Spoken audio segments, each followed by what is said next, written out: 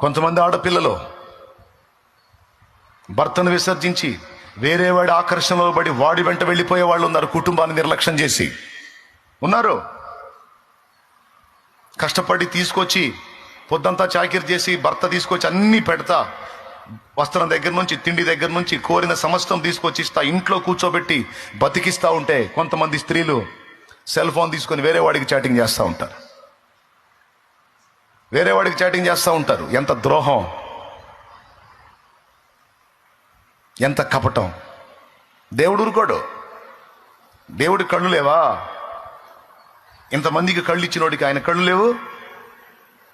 రహస్యమైనది ఏది తేటపరచబడకపోదు, మొత్తం చూస్తానే ఉంటాడు. చాటింగ్ చేయటమే కాదు, వాడితో అక్రమ సంబంధాలు ఏర్పరచుకుంటారు, భర్తను మోసం చేస్తారు. అక్రమ సంబంధం ఏర్పరచుకొని చివరికి వాడితో వెళ్ళిపోయిన వాళ్ళ జీవితాలు కూడా నాకు తెలుసు. భర్తకు ద్రోహం చేసి, పిల్లలకు అన్యాయం చేసి, కామేచ్ఛలకు భోగేచ్ఛలకు లోబడిపోయి అల్పకాల పాప భోగాన్ని ఆశించి వాడి వెంటబడి వెళ్ళినటువంటి స్త్రీలను నేను ఎరుగుదును. వాళ్ళ చరిత్రలో నాకు తెలుసు. వాళ్ళ విషయంలో చాలా క్షోభ, చాలా వేదన. వెళ్ళిపోతే ఏం జరిగింది? కుటుంబం రోడ్డు పాలైపోయింది, పిల్లలు అభాగ్యులైపోయారు. పోయిన నువ్వు సుఖంగా ఉన్నావా? ఉంటావా? ఎన్ని రోజులు సాగిద్ది నీ భోగం? రాదా దేవుని ఉగ్రత నీ మీదికి? పట్టుకోదా నీ పాపం నిన్ను? నీ అనుబంధం, నీ ప్రేమ, నీ ఆప్యాయత, నీ అనురాగం ఎవరు పొందాలి? నువ్వెవరికి పంచుతున్నావు?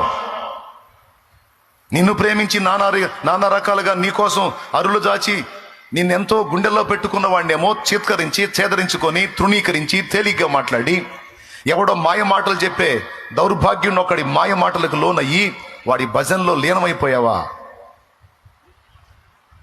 నువ్వు మారు మనసు పొందాలి.